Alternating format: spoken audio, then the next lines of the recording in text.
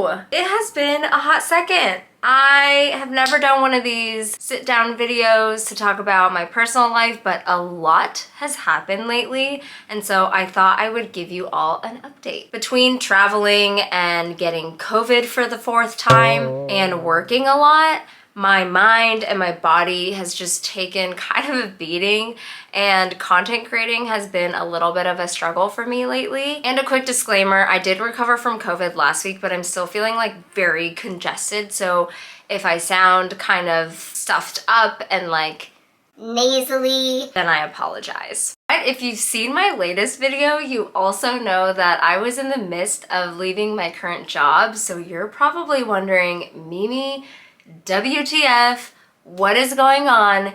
Give us the tea. So in this video, I'm going to break down why I'm leaving my current senior UX design position, what's going to be next for me, what happened during the entire interview process, and any tips and tricks that I have about interviewing, especially during a time where there are hiring freezes and tech layoffs.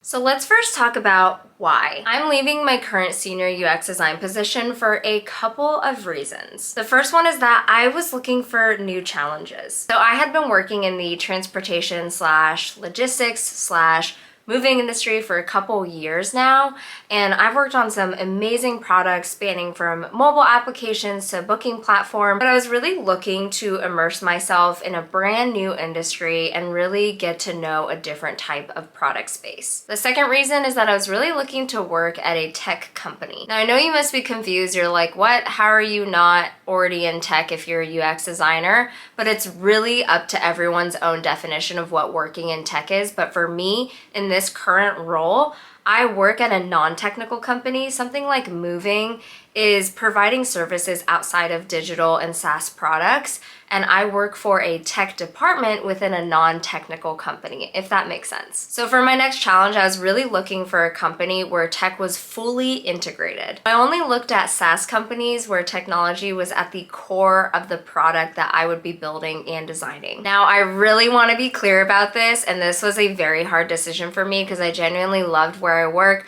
I really enjoyed the people. It was such a good culture, and I worked on some amazing projects that were very challenging. I would highly recommend any designer to work at this company, but I just felt like for my career, it was time for me to move on. So what's next for me? I accepted a new position as the senior product designer at a very large tech CRM company and working for their artificial intelligence team.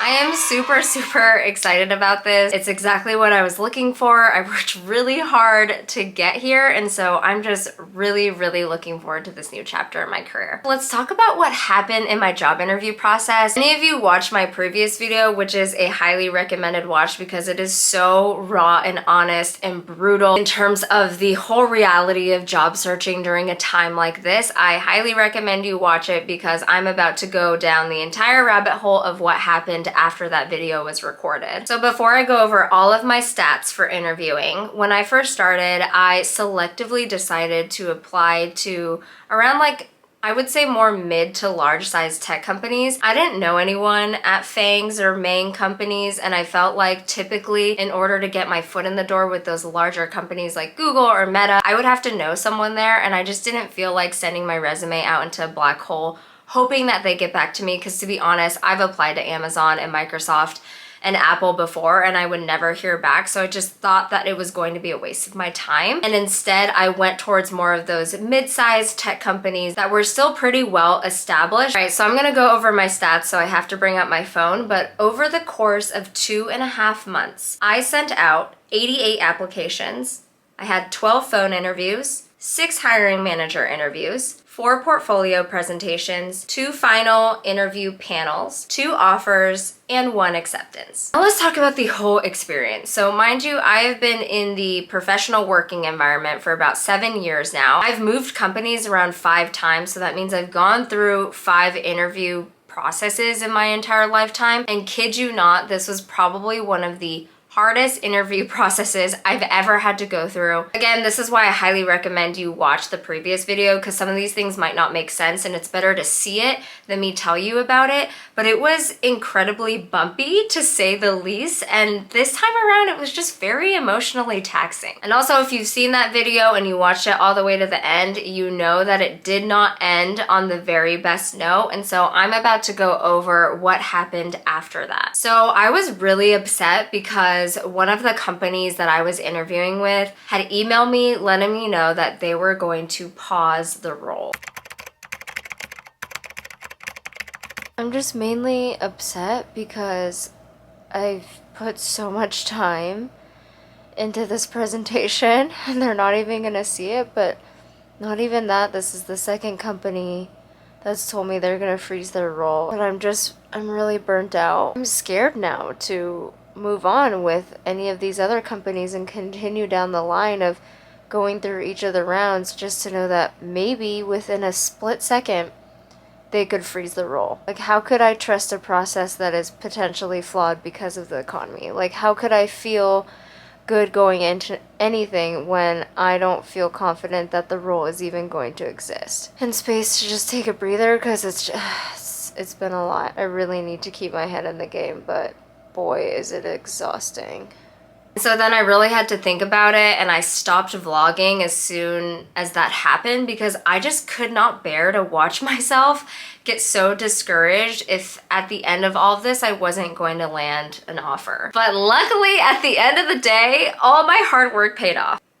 So yes, in hindsight, I did dedicate over 2 months of my life to this job search during a time where a lot of people would argue is a very terrible time to be moving jobs. But I'm feeling really optimistic, especially for this new chapter in my life and my career, and I'm really excited. But I have to be honest, I'm also kind of freaking out. I haven't started yet. I start in a couple weeks, and the things that are just running through my head are the current things of like imposter syndrome. Are they gonna find out that I'm a fraud? Like, I don't feel like a fraud right now, and I think I'm a very good UX designer, but you never know. Once you immerse yourself in a very tech environment, there are so many smart and intelligent and well-articulatedly, intelligently smart people out there, and I might not be one of them. But I think that's just my mind playing tricks on me, and so I'm just kind of preparing myself for some uncomfortable times, some exciting times, some nerves, but I am really excited, and hopefully I can keep you updated with that journey. So now let's talk interview tips, especially during a time like this. Set yourself up for success and write down and track all the companies that you apply to along with the status. Every time I go through an interview process, I pull up my Excel sheet and I list out every single company that I applied to, what I said that my salary range was, what they told me the salary range was,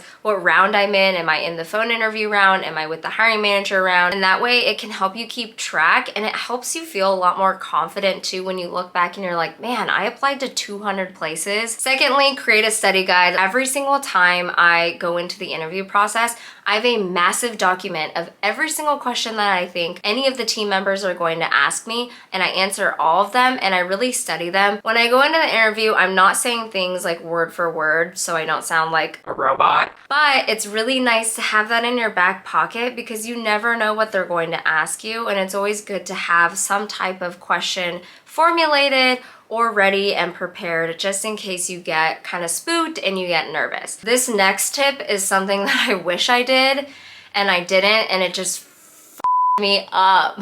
And that's creating your portfolio presentation deck before you start interviewing. So I had like a skeletal framework of my portfolio presentation before interviews, but I honestly didn't realize that I would get so many interviews.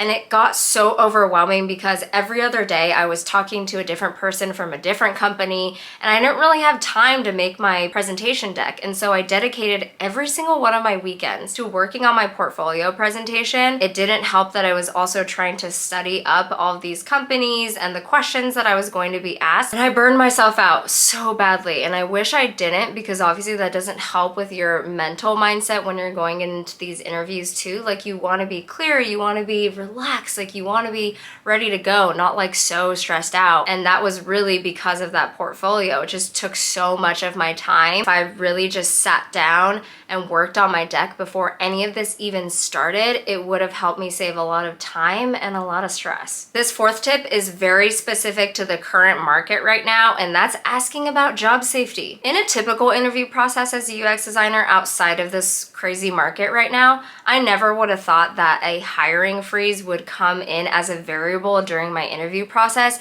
It's typically you get rejected or you don't. But instead, I was always, every single day, worried about an email coming in saying, sorry, we're pausing this role. Thanks so much for interviewing. Peace out. And sadly, it happened 4 times. And so one of my tips that I started implementing halfway through this process was asking about job safety in my interviews. Now, I know you're thinking this, a company cannot fully guarantee that they're going to pause the role or that they're going to lay you off once you accept a job. You can definitely look out for some things that they'll say to give you peace of mind so you're in a better mindset when you're interviewing. So the question that I always asked was, how do you feel about this role given the current macroeconomic situation? And that's enough for the hiring manager to know what you're getting at. And the key phrases you want to look out for are things like, this role has already been approved for headcount, this role has already been budgeted for the rest of the year, this role is a critical backfill role. Now this is an interesting tip that I got. I don't know if you'll hear this anywhere else but here because I experienced it firsthand. I found a pattern where every single role where they said it was an organic growth role that they were opening as a new position, those were the ones where they told me that the role was going to be paused. But anytime I had a role where people were like, someone just left, we have to backfill it, this is a super critical role, the business is very much focusing on this product space in this role specifically, those were the ones that either turned into offers or they turned into final round interviews. So I'm not saying that that's going to be the case for every single role, but it's something that I personally experienced during this interview process in this given potential recession and hiring freezes and whatnot. I have a few more interviewing tips, but I really wanted this video to focus on why I'm leaving my current position and what's next for me. So if you do want a full video about interviewing and tips and tricks and all that stuff, please comment below. But thank you so much for tuning in, and I will see you next time.